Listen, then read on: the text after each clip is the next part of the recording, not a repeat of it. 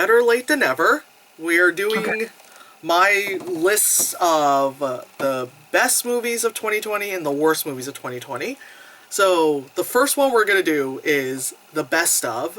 Now, I'm going to explain this to the people at home and to you, Masami. So I've stopped doing top 10 lists some time ago. So now I just kind of like narrow it down to like a good chunk of movies, and then I kind of separate them into like little categories, and then just kind of like, you know, so it's not really top 10. It's kind of like, I think technically I have like 14 on my best list and about 20 on my worst list, you know, because sometimes there's just so much you have to talk about them. Yeah, so let's do best of first, because that's going to be so much quicker, because the worst of, I'm going to have to really go in on it. So the first category in the best of is documentaries, and I have Disclosure and the Beastie Boys story. Yeah, so Disclosure is a doc that was on Netflix, and it was about like LGBT,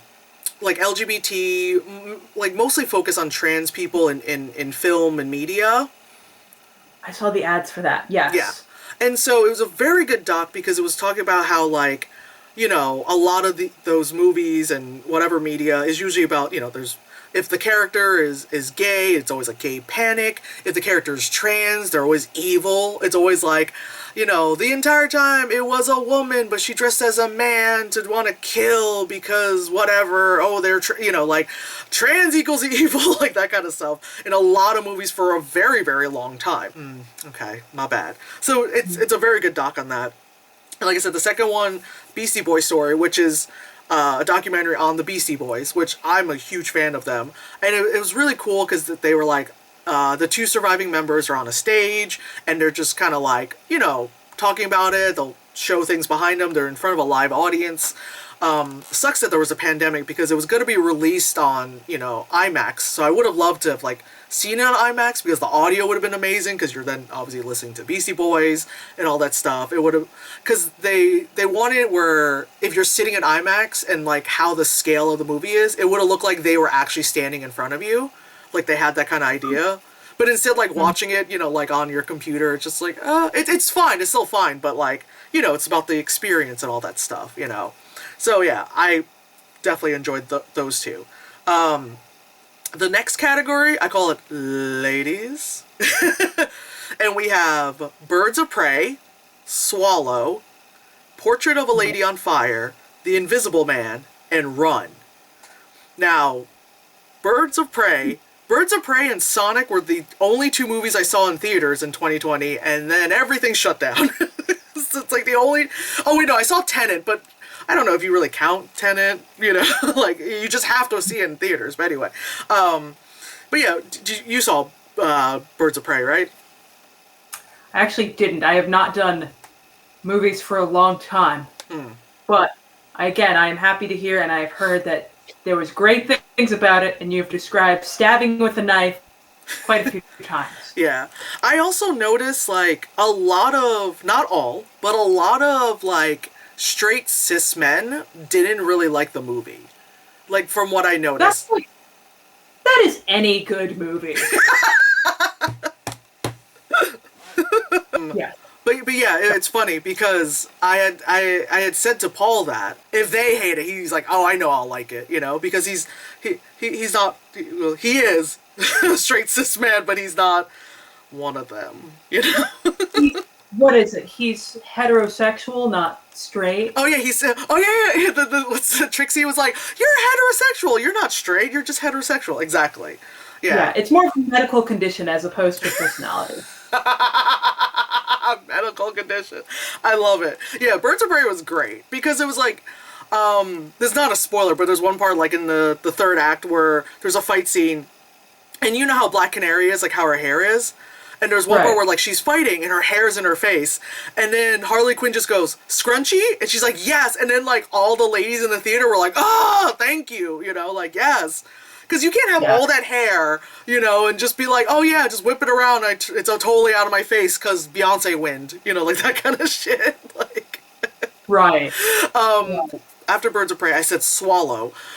That's a movie right there. It's a movie about a woman who's pregnant, and she develops this disorder where she swallows a bunch of stuff. I think I mentioned that when we went to the Mutta Museum about like swallowing foreign objects. Yeah. Yeah. So the whole movie is this like girl that she's pregnant, and it's like it's shot beautifully, it's acted wonderfully. So it's not just the story; it's like everything is done very well, you know. And then once she starts like swallowing things, and then like she'll pass it and like grab it from the toilet, and then she like clean it off and then put it in like a jewelry case and like display it. Like she's like so excited. Oh yeah, yeah. And it's like it's like horrifically beautiful to watch her go through it. Like it's yeah, it's like so weird to say that. Because she's like, at first she's like, I swallow a marble, then she like, I swallow like a jack thingy, then she like swallows like a push pin and all that stuff. Like, yeah, yeah. I would say check it out because it is very interesting to like watch like the psychology of it too. Like, because she's the protagonist, so you're with her the entire time. You're like, yeah, girl, swallow that shit. I mean, not really, but you're kind of like, okay. Oh, okay, what's next? Oh, bunch of needles. Okay, you know what? I don't think that's smart, but, do you know? It's very interesting to watch, like, her character and all that stuff, because then, like, Yeah. but it's also, Like, yes? how do you convince someone to be like, yeah, you know what? You can do whatever you want. Eat that nickel. Yeah. Like, Yeah, and it's also, like, you get to watch, like, how, like, not to really give away the movie, but pretty much, like, kind of how it all developed is because, like, her husband's very controlling. So it's, like, the only thing she can control. It's very... You have to watch it. It's very, like, oh. Because it's not just, like, oh, this bitch just swallowing shit because she's crazy. It's because she needs to find something she can control. You're just very uncomfortable, dude. it's like, when we were going to the Mutter Museum, like, I loved it. It was really fascinating. Oh, yeah, of I course. remember you, like, looking at the things people swallowed and being like, oh, all right, well, people swallowed that. Let's look at the world's giantest poop. Or let's look at that ovarian cyst that killed a woman after far too long. And I'd just be like, they swallowed this? Like, I feel like since my bodily tolerance for things is a little different than yours. Right. I mean, I've had to like had things removed from my body as well, so like, I it's a different feel. it's a different process for your body and mind to go through after that, you know. Yeah.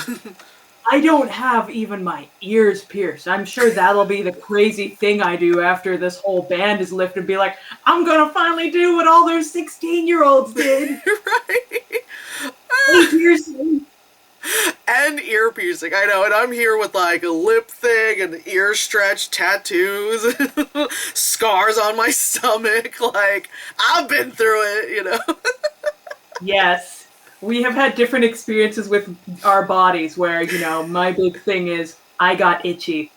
Right, and I'm just like, sometimes I just collapse on the floor in immense pain, but I'm here. I'll report to work right away. Like, I do not envy you. I mean, no one does. I don't think anyone wants what I have. No one wants to No, feel that's- half dead yet.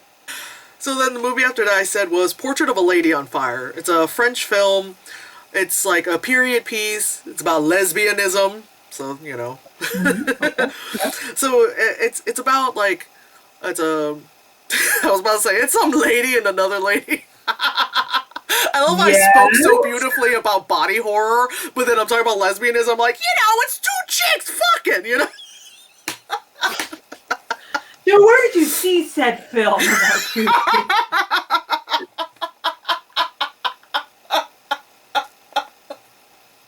Was it actually someone's OnlyFans? Like, Right? It's like this website called like porn. Alright, I'll stop. Anyway. Actually, this movie's on Hulu right now, just so you know. okay. So, it's a period piece. It's about, you know, like this... It's a rich lady, and then this other lady who was kind of, like, hired to, like... To be, like, I guess you would say her assistant back in the day, but she really is more to be hired to be her portrait painter. Why, what's up? It's just like the way you started off with that is just like, there's this rich lady, and then she has someone serving her, and You sure you watched this on a legit site, right? I know this is an actual movie. I have Right. heard of this movie, Right. but it's like as soon as you describe it, just like the way it started off, it's like I just instantly imagined the assistant is for some reason in like a French maid outfit, while the boss lady is in like the most corporate thing you could wear, but somehow it's nothing but straps. Oh yeah, yeah. It gets hot, yeah. But no, it's a period piece, so it's big, long, flowing gowns. You know, the stuff I love. Okay. Okay. So the lady who's really supposed to be like her portrait painter is supposed to like, because like the lady doesn't like, you know, to get her portrait painted, and she has to like do it in secret, and it's a lot of that. But like, pretty much the whole film is like you watch them kind of like get closer to one another, and then things get really close, you know, and then they fall in love, and you kind of see that kind of journey and all that stuff. And it's actually it's quite beautiful because it's not done with like a male gaze, you know, so it's not just, it's not like lesbians, all right bro, it's not like that. It's just like, oh, that's nice, they're friends and they were roommates, you know, like that kind of shit. And they were roommates, yeah, it's and then whoever the artist they hire to be the portrait painter, really good job, because it looks like the actress, you know, the artist. Yeah, the paintings are done really, really well. Like, as someone who is an oil painter, like I felt that in my bones, like how they were painting. I was like, oh my god, that's, yeah, I know that. I'm like, you know how like some movies where they like do the art thing and you're like, that's not what you're supposed to fucking, like I'm always that. Well, we would be those people to be like, what is that, you know? But this is like they actually filmed said artist actually, like, you know, doing the brown like ground, and then like, you know, going with the portrait and like the charcoal, and like doing like legit old master style painting. Yeah, so that was cool. I was like, wow, I felt like I was back in school, you know. So it's like it's a very pretty movie because like the sets were great, the scenery, the costumes, like, you know, and then lesbianism. So it's like it's a great film, you know. Yeah, yeah. So then there's The Invisible Man, which I didn't actually expect to really like give a fuck about this movie, because I was like, oh god, Universal's really trying to like redo the universe, that kind of stuff. But I was interested in it because the director is Leigh Whannell, who has worked with James Wan, you know, the Saw boys, as I call them. So I'm like, okay, Leigh Whannell's a good director, he's a good writer, and like I trust his shit. So I was like, alright, I'm gonna watch it because I like Leigh Whannell. And then when it came to like, you know, around the release date and all that stuff, I saw a bunch of articles that were saying like, it said something like The Invisible Man like shows like what women go through during this Me Too era. Like, they were trying to make it a little too more than what it is, but they weren't really wrong. So The Invisible Man movie is about this woman who has escaped an abusive relationship. Then the great thing about the movie is that they don't really explain how he was abusive, because you know, like a lot of like these stories, they talk about the background so much that it kind of like it inadvertently makes you like the guy. You know what I mean? Like I've seen enough like TV and movies and stuff where it's like, this woman's escaping you know, abusive relationship, but it shows the guy, you know, when he's on the good days. Yeah. And so then you're like, girl, why are you leaving him? He's so nice. Who cares if he like, you know, doesn't allow you to eat for 4 days or some crazy shit, or locks you in a room or whatever. I mean, that doesn't happen here, but like, you know, whatever horrible things people do to others. And it's called The Invisible Man because her, you know, abusive guy is like a tech dude. And he's built a suit. He's built a suit where, like, with certain cameras or something, it'll appear invisible. So it's better than, like, the Hollow Man thing of, like, I drink a thing and then suddenly I'm invisible, but now for world domination. Like, that's always so weird when it comes to the Invisible Man stories, which is always like, I drink a potion, I'm invisible now, but now I also want to, you know, just burn the world down. It's like, wow, that's just the scale that went. So here, he's already an asshole because he's a tech giant, you know? And then he's built an invisible suit, so there you go. So the entire time, the whole movie is pretty much this woman who is like, this guy's abusive, he's terrible, he's X, Y, and Z, but But then, like, she's also like, I know he's around. But everyone's like, there's no one around. And, you know, she's like, no, he's around. And they're like, what do you mean? And then, like, it's pretty much her having to prove that her abusive guy who's invisible is actually there. Because he's in a suit the entire time. Yeah, like, it's like, I'm just gonna be very honest. Halfway through the movie, I had to start texting Paul because I was being triggered. They definitely knew how to express things very well. Let's just say, yeah. It has a very satisfying ending. Let's just say, yeah. That's good. I could see that being really terrifying. I mean, in all honesty, if the ending wasn't that satisfying, it probably would not have made the best of list. To be very honest. Okay. Yeah. Okay. I still would have liked it, but I would have been like, this would have been great if the ending X, you know, like that kind of stuff, you know? Yeah. Yeah. Well, it's smart though that you make that, not you, but or the director made it so that this individual was purely unlikable. Yes. Because you can't really have somebody following you and think about, what about that time he made you donuts? It's just like, this dude's actually crazy. Like, he has a lot of issues, and he didn't just drink something, and now he thinks that because he's invisible, he can go be president or something like that. Right. And also, like, they did, not to say trope, but they did do the thing of, like, hiring a very attractive, like, actor to be the guy to kind of pull that card. But it's like the thing where they choose, like, the tall white man with the 5 o'clock shadow to be the boy, to be the abusive guy, and I'm like, of course you would be, you know? Yeah. Yeah. Triggering. Oh. I know. Yeah, that sounds very triggering, but it sounds like a work of art that really accurately depicts PTSD. Right. All right, so the next movie is called Run. That's also on Hulu right now. I think it's actually like a Hulu original movie. It's got Sarah Paulson in it from, you know, American Horror Story and all that stuff. And it's pretty much like a movie version of, like, you know that girl, like, Gypsy Rose Blanchard? You know, the one where the mom had, like, Munchausen's and, like, made her think she was sick? So it's pretty much like a fictional version of that. But it just, like, it delves into more of the psychology of, like, the girl being like, yes, I am disabled.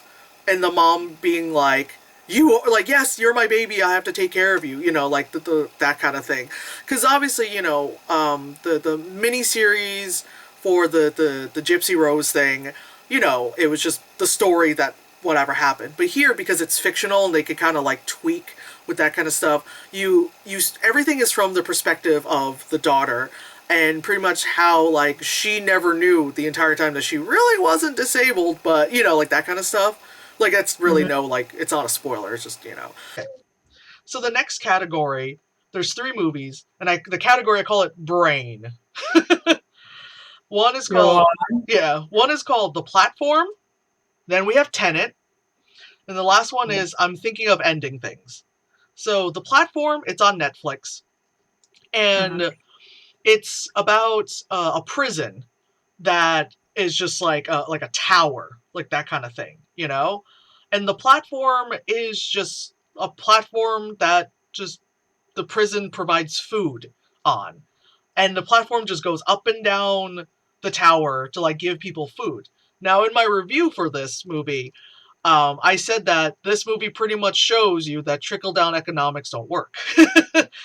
Because you're following this main character, and every month you move to a different spot in the prison. So it's not like, oh, I was in number 100, next month will be 99. No, it's randomized.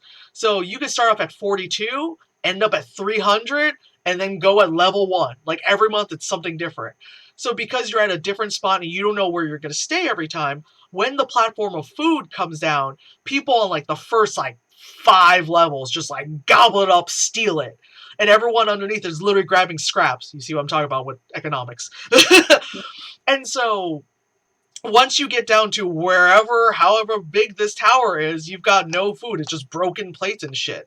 And then, like, when it gets to the bottom, it just shoots all the way back up to the top, you know? And then, like, It's a very interesting movie. I think I already mentioned it's on Netflix. Mhm. But yeah, like I really enjoyed it because yeah, it's a little like on the nose of talking about like socioeconomical stuff, but at the same time, it's like you kind of need something like this to really let the stupid people understand, the ones who want to like support certain like interests that are really against them, but they think it's for them, like that kind of shit. Mhm.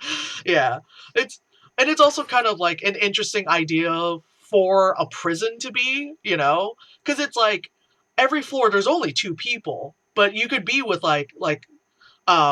it could be like you and another guy or you and another woman. Like it's not really like it's like whatever, you know. Mhm. And there's also like not subplots, but there's like a little side story with it. So it's like besides the obvious socio-economical thing, there's also like the story of like why certain people have gone to prison. Because it's like it's not just like you're not just a murderer. It's also stuff like, well, you didn't, it's like the thing where people are like, if you start like it's like the crazy thing of like, oh, if, like people are gonna start, like going to jail for fender benders and stuff. It's like kind of crazy shit like that, you know? Mhm. Yeah, You sounded a little bit like Mickey Mouse. oh yeah, ha ha. But yeah, so Mhm. the next one is Tenet, and like you've probably heard Johnson talk about Tenet and all that stuff. Yeah, I showed it to Paul. It's like I said, I know there's a bunch of people who are like, oh my god, it's so stupid, and telling me like, oh, you're just riding Christopher Nolan's dick or whatever. I saw a meme that was like, if Christopher Nolan's your favorite director, is like, his movies make you think you're smart, but you really aren't smart. Well, he's technically not my favorite director. I do like his movies, but like, it's just kind of funny. Where I'm like, I don't know if he makes me think I'm smart, but at the same time, I don't think I'm that smart anyway. But then again, I think in my review, I was like going off about how people didn't understand basic physics. So I think there's also that part of me that's like, well, Right. Right. and I think I was going off about thermodynamics as well, So it's like, am I that smart or do I think I'm that smart or am I just that kid who took physics in high school? Like, I feel like anyone who like that meme would apply to would be one, the straight cis white men who destroy everything. Um, it'd also probably be for an asshole who's just like, the people who aren't just like, oh, actually, that's not what this means. That's it's like instead of giving facts, are just like, well, actually, oh God, triggered. Yeah. 5 inches is adequate or something like that.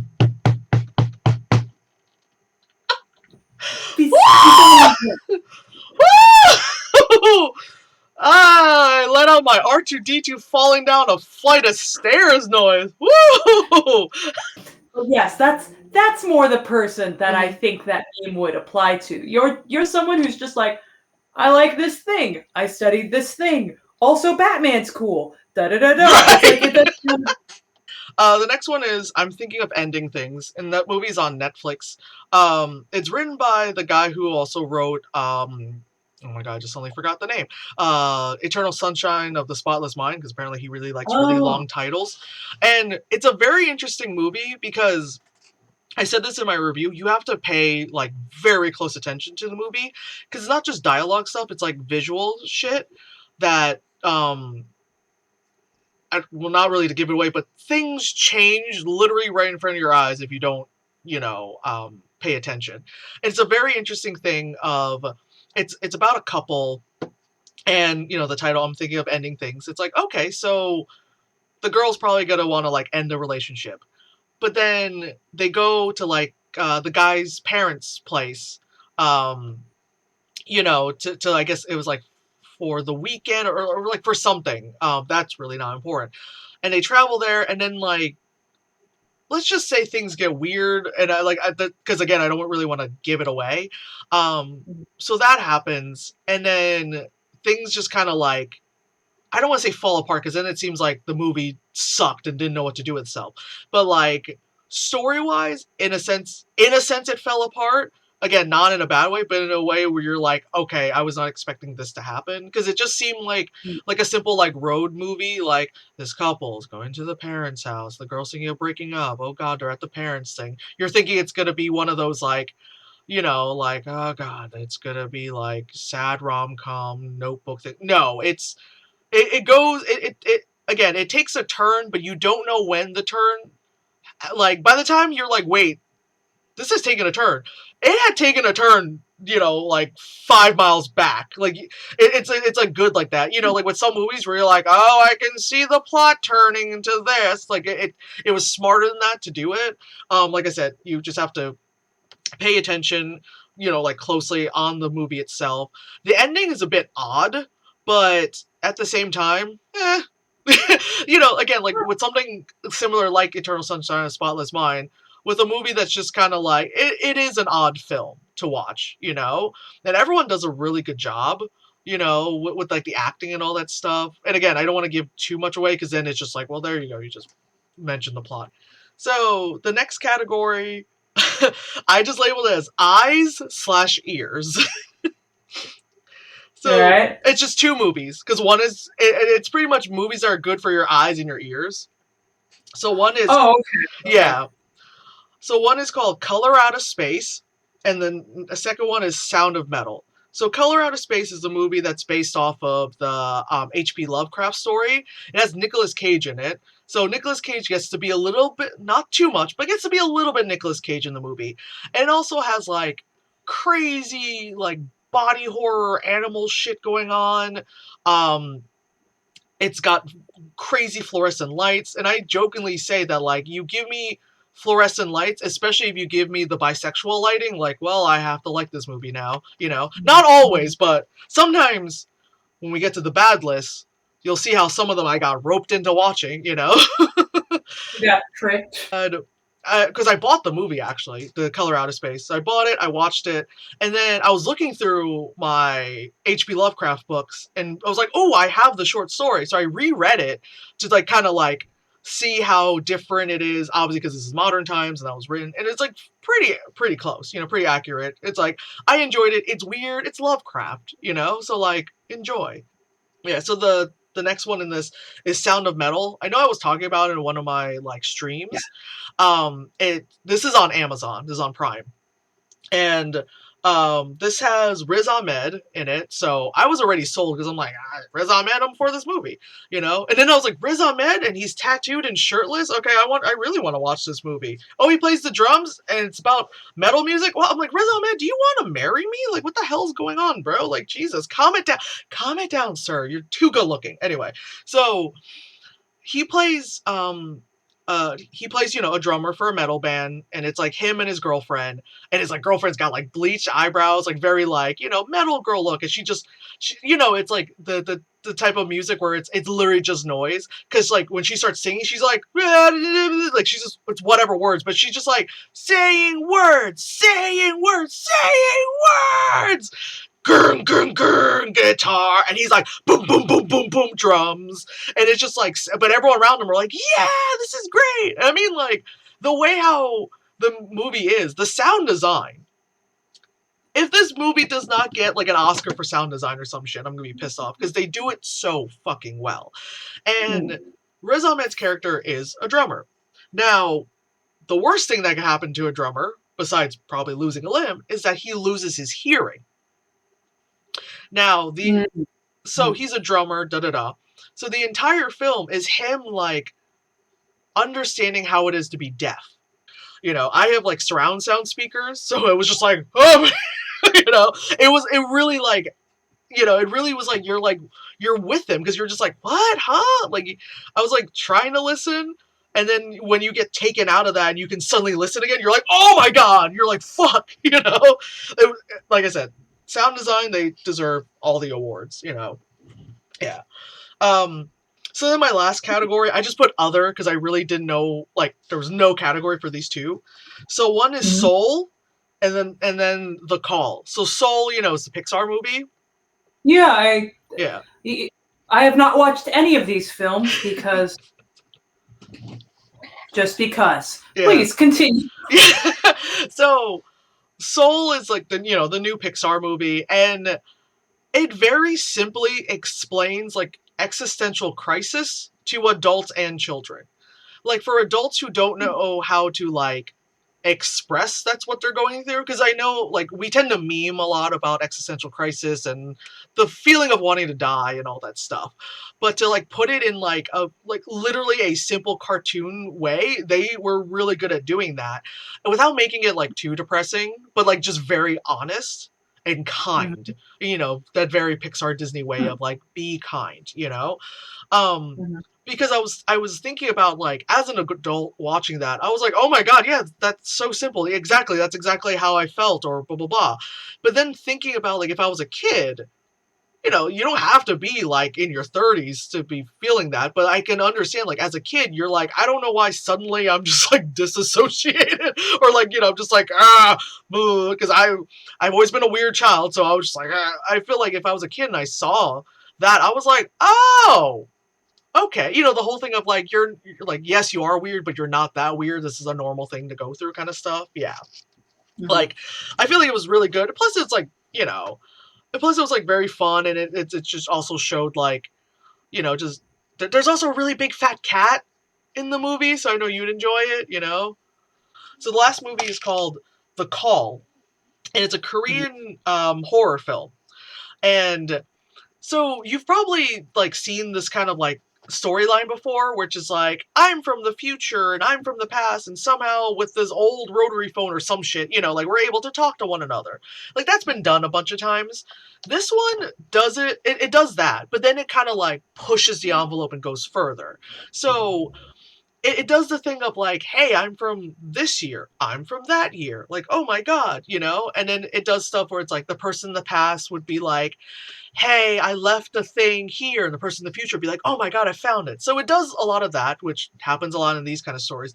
But then, because it's a horror film, things get evil. So normally when this happens, it's just kind of like, I gotta help my dead father, you know, that kind of stuff. But this is like, we're two random people who just end up being in the same house at two different time periods, kind of stuff. And it's like, let me help you, we'll help each other. And they end up helping each other. But then, like, evil happens and they start like one of them starts betraying the other, so then like then you would see like the girl in the present time would be like in the car with her dad, and then she'll look and her dad would be like Avengers Infinity War like dust, because then the timeline changes. Yeah, like so she'll be like, what the fuck, and then like so you think like, oh, I helped you, you helped me, we fixed whatever, and like like because you did the thing to help my past and I did the thing to help your future, everything's right as rain. But then one of us decided to do X to really fucking, then it's like you literally see your like your life change before you. And they get to a point and it doesn't get like ridiculous, because you know a lot of times with stories that have to deal with like time travel and time differences and stuff, it gets to the point where it gets really ridiculous and like that's not plausible. Wait, what? That, you know what I mean? Like where you kind of have this like Project Almanac moment where I just want to just scream out the window. But Mhm. but they do it so well and it escalates. It escalates to like, okay, so you fuck with me, so bitch, I'm gonna fuck with you right back. And so like this person fucks with that. So like the future and past both get like fucked with back and forth, and it's like crazy. And it's done so well. It's done so well. Because again, Hmm. it's a concept that's been done 1,000 times, but then they pushed the envelope and then they just said, fuck it with it. Yeah. I really liked it. Yeah. Okay, where This is on like Netflix. This is on Netflix. Yeah. okay. Yeah. I have like 5 honorable mentions. Obviously, I didn't hate them, but they weren't like they weren't like amazing like the movies I mentioned, but they also weren't shitty. Like they were just like, oh, they were fine, they were good, but they were good. But I also feel like people should still watch them. So the first Mm. one is Tiger Tail. That's also on Netflix. Um, and it's about kind of like a like an like East Asian like immigrant story. Make me think about my dad a lot, but not in a terrible No. way, but it very much because like it was like a dude who came from like the country and then came to the States. So I was just like, dad, you know, but not in a way where I was like like there was none of that, none of that. But I am doing a light trigger warning because it's gonna, you know, I mean, not that your dad was an old man who worked in a field kind of thing, you know. Our dads were very different dads. Our dads were very different dads, but Yeah. the whole like It, this is a possible family story that we might relate to in some way right. because we're not white. Right. Right. Exactly. It's very nice. Yeah. The next movie is The Old Guard. Did you ever watch The Old Guard? The one with Charlize Theron, based on the comic. No, that was another one I was going to Yeah. watch, and then I watched more Disney cartoons. It's okay. This one's also on Netflix. I'm recommending it mainly because like whoever told Charlize Theron to like start doing action movies in her 40s, thank you. Seeing her in Mad Max, seeing her at Atomic Blonde, seeing her here just kicking fucking ass. Again, it's female led, all that stuff. Like, it's Charlize Theron kicking ass, so of course I love it. Like there's gays in it. You know, That's not. there's gays. It's canon to the comic because I saw people posting things of like the comic versus the film, and I'm like, oh my god, the gays are canon. So the next one is His House. This is also on Netflix, and this is funny enough also an immigrant story, a different immigrant story because it's about an African family going to Europe, going to England. So because the other one, Tiger Tail was from I think it was China, from there to America. I think it was New York. So that's also why I felt like, oh my god, Dad, you know. Whereas here it's people, this family in Africa going to England and how that immigration is. Like Tiger Tail plays out as a very straightforward immigrant story, but His House is an immigrant story also in horror film. Yeah. They're refugees, and so then they get assigned to like these really shitty housing thing, but they get assigned a home. It's shitty. It's very shitty. Like wallpaper peeling off, like gross, ooh, look, there's mold, delicious kind of stuff. But they have a home. They get assigned the thing, pretty much saying like, okay, we know you're a refugee, but keep your nose clean after X amount of months. Then you can get like then we'll give you better jobs, like we'll move you into something better, da da da, whatever their immigration process is. So, straightforward, that's the immigration story of the movie. The horror aspect is that while they're in the house, it's like, is this a haunted house? Is this someone having like a psychological breakdown? Then the next one is the second Borat movie. Oh my god, it's so good. Girl, and I wouldn't say girl, she's a woman, that he cast to play like his, I guess, daughter and stuff. She does such a good job because Sacha Baron Cohen, he is hilarious. We all know that. He's also very, very smart. And he's very quick with his shit, And the fact that this girl, I keep saying girl, but this woman, was able to like, bounce off of him really well, play opposite of him, do the daughter role, and do all that shit so well, like, fuck yeah. Like, this girl deserves awards because to play opposite Sacha Baron Cohen, like, Jesus fucking Christ. And then the last one is called Possessor, and I actually rewatched it yesterday. They just recently put it on Hulu, and this one, like, I liked it, but I think it's because it's a concept I've seen so many times, so it's kind of has a very, like, Matrix, Inception kind of feel to it, because it's someone, like, delving into something and controlling and manipulating and doing that stuff. So this one is about a woman, and she works, like, for this company that pretty much is like hired assassins. She'll go like into the mind of this person, but not like just into the mind, but she like controls them, So she kind of uses them like like an avatar, but not like that, not like that. So she has to so she ends up like learning about the person that she has to like become. So she has to like learn their mannerisms and how they speak and all that stuff. And then she's been in this job for so long because she leaves her job for, I guess, the day or whatever, that bullshit. She goes back to her family, and then she kind of, you see her, like, psyching herself up to speak to, like, her husband and son, just like how she would if she were to be, so she would have to, like she was, like, pretending to be herself again, You know, the visuals are really good. It's done by the director is Brandon Cronenberg, which that last name, like his dad is David Cronenberg, which I recently rewatched Videodrome. You know, so he kind of like you kind of know where he's coming from because if that's your dad, you know. You know. Also, Cronenberg did like a cameo in like the latest season of Star Trek Discovery. It's similar, but like very different from what his dad does. You know. So yeah, again, I don't want to give away too much, but like with this movie, it just you're delving into like how she works and all that stuff, but then like because you know how a lot of these movies are, it's like, well, we're not going to just like show you this as like this is just the big bank heist and then everything goes right, stuff has to go wrong. So like I said, like she attaches to him like an avatar and all that stuff, and usually it's just the person's just an avatar, they're just a sleeve, they're not themselves, you know, that kind of shit. But in this situation with the guy, he ends up taking control back and the woman like can't leave him, you know? So she's just kind of stuck in his subconscious kind of thing. And so the movie is pretty much just like him just being like, why am I doing this? Who are you? Like having this thing of like fighting who this woman, and she's trying to gain control and he's trying to like be like, get out of my head, Charles, kind of thing. It's like very, very interesting. Okay. Let's talk about the terrible things you've yes. seen. Yes, I'm gonna take a huge gulp of water because it's gonna be a lot. So hold on.